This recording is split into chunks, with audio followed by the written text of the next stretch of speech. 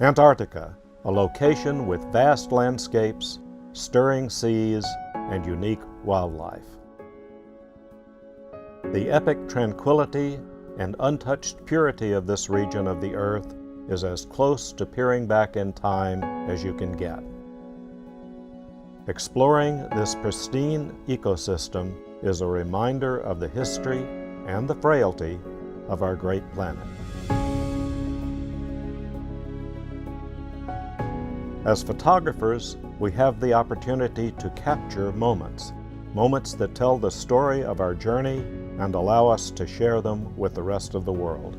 Hopefully, our stories and our images will showcase the beauty and serve as a reminder to others how incredible our planet is.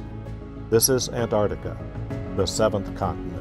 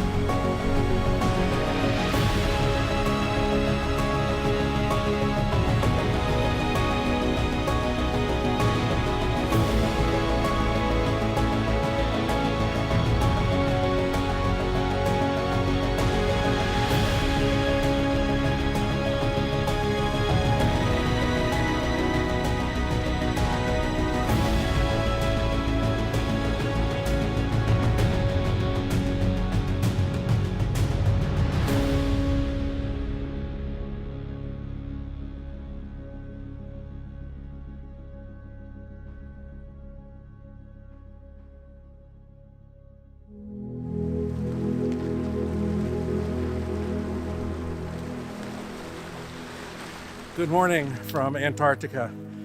For many people, Michael included, this is their first landing on the Antarctic continent. And this morning we made our landing in Antarctica Bay at a place called Browns Bluff. And we're going to wander around between the ice and these beautiful penguins and try to capture their spirits.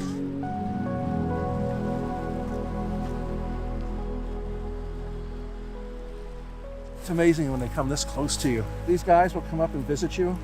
You got little ones jumping and playing in the water. One of the shots that I'm establishing here is an establishing shot. So as I look out here, I've got penguins on the shore. I've got a couple of rock ledges and rocks, and then an iceberg out there, and then the horizon, and it kind of is defining what Browns Bluff is all about. This guy wants his picture taken. He's a very friendly guy. There we go, buddy. Oh yeah, work it. I love it. One of the other things that I love about bringing people down here is not just to teach them photography, but to see Antarctica through their fresh eyes. You know, I've done this so many times. It's still amazing, but it's not as amazing as the first time I came down here. And so you kind of live vicariously through the eyes of the people that have seen it for the first time. The expanse, the size, the sheer enormity of Antarctica is what takes people's breath away.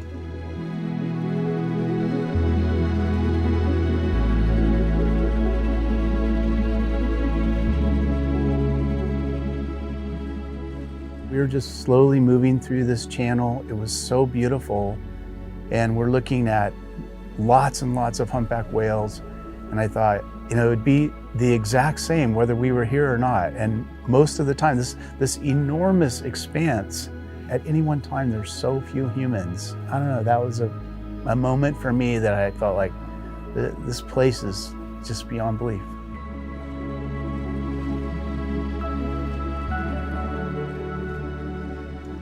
I was expecting to be wowed by the big things like the humpback whales, but we saw the tiniest bird in Antarctica today, the little storm petrels, entertaining little birds, and I think I got a lot out of that. And of course the ice, you know, just one more obsession you didn't need, ice.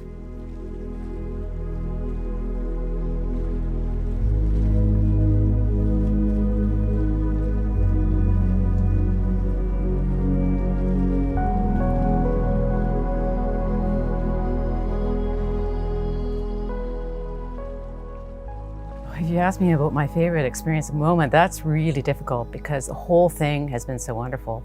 And it's been changing. We've seen different kinds of things. The weather has been different. We had a little bit of snow this morning, and yesterday it was mostly sunshine, and then we had fog.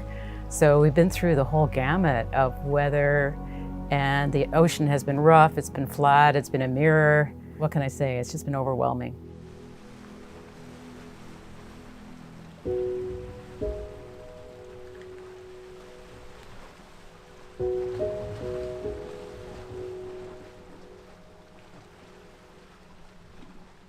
When you're focused on your shooting and your camera, you end up in a zone and a world of your own, and it's particularly nice to do that I find when the weather is not so good. There's fog, there's mist. It brings you a little bit more back to the days of the early explorers, what they were dealing with.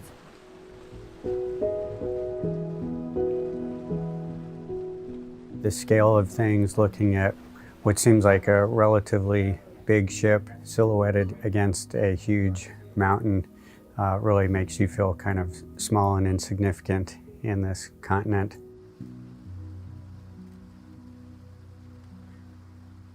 One of the aspects I've really enjoyed with this have been the Zodiac trips we've had, where you get in the boats with some experts and we zip around in a bay area, and it gives us a chance to really be up close and personal to some of the icebergs, the ice formations, some of the wildlife, the shore areas, but it gets you into places you want to get, and it gets you a closer exposure. Plus the willingness of the staff, either from the captain and moving the whole boat, to the people running the Zodiacs, getting you where you want to go, where it's safe, really brought it to you and made it a little bit more personal.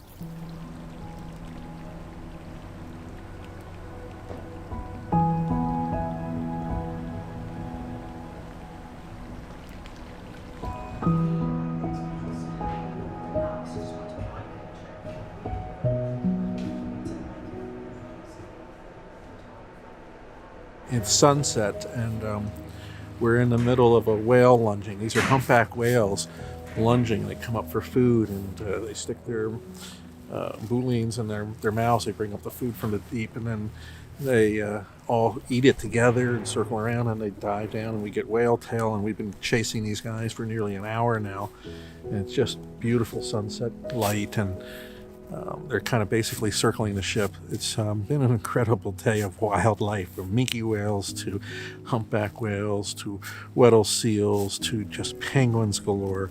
The days come at you fast down here in Antarctica, and today was one of those days where they just kept coming and coming. It's been a magnificent day, and you go to bed tonight and you're going to lie down and you're going to think about it and play it back in your head a whole bunch of times. And luckily we have a lot of photography that we've done that's going to keep us very busy when we get home.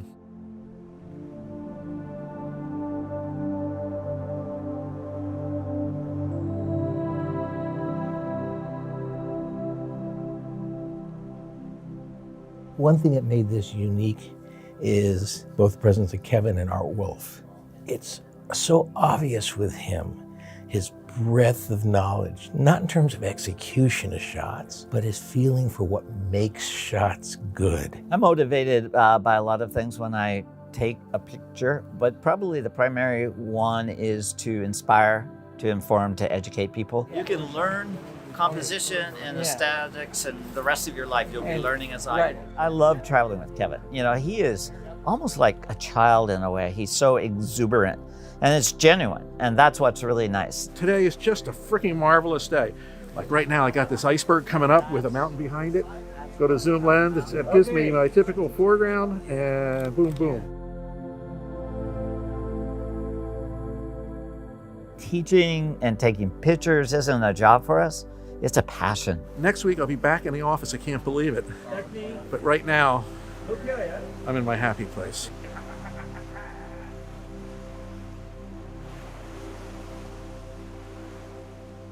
I love the way the oblique light at sunset highlights the edges of tabular icebergs. And the moment you're focused on that, you know, there's a humpback whale that intrudes into your picture. I love that spontaneity. No, but as we're interviewing, I'm seeing platoons of penguins jumping. You can see them out there. It's pretty cool to see. See them? Oh, yeah. Yeah. And some came close to the ship, but I didn't miss a beat. I didn't get distracted.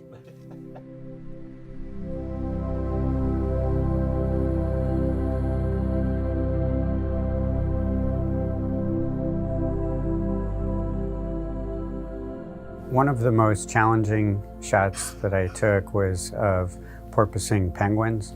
And they were Gen 2 penguins, and they were really unpredictable about where they would come up, and they'd be out of the water only for a split second. So out of, I don't know, probably a couple hundred frames, I had 2 or 3 that I thought were worth working on, and I got 2 that I was really happy with.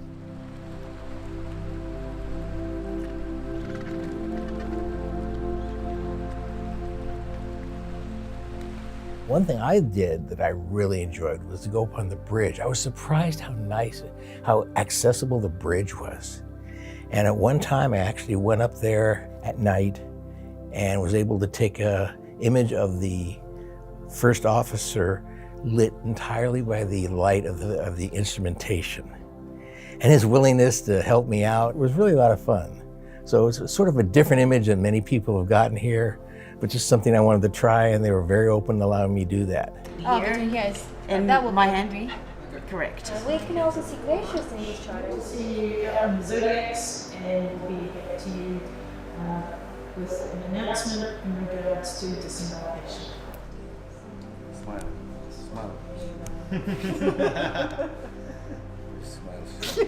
A couple nights ago, we saw a very large iceberg in a very broad channel, and it was the only place for chin straps to haul themselves out of the water, and it was populated with hundreds of penguins, and that was unique for me. This late season travel, we're at the 3rd week in February now, and a lot of the penguins have left the rookeries, and now they're in these channels of clear water, you know, hunting food, and those icebergs then become their new rookery.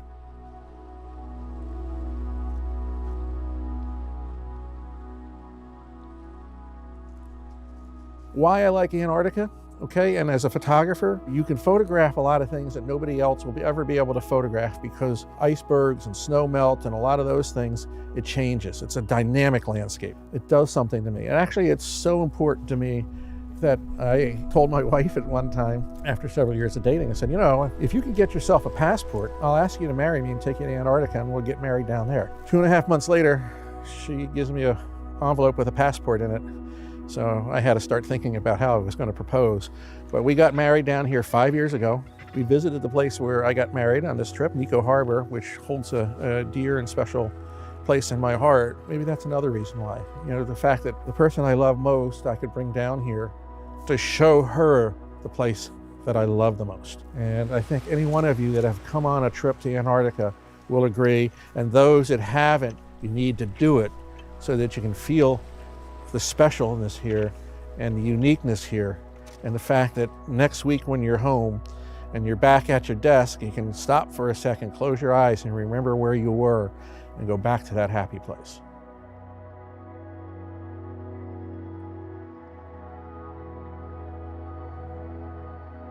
Life is not measured by the number of breaths you take, but by the moments that take your breath away. And I hope you guys all have not only one moment, but several moments that you'll just take. And it's like, for me, the Antarctic, it grabs your soul in your heart, and you always have this calling to come back. So I hope you've enjoyed it. Rightio.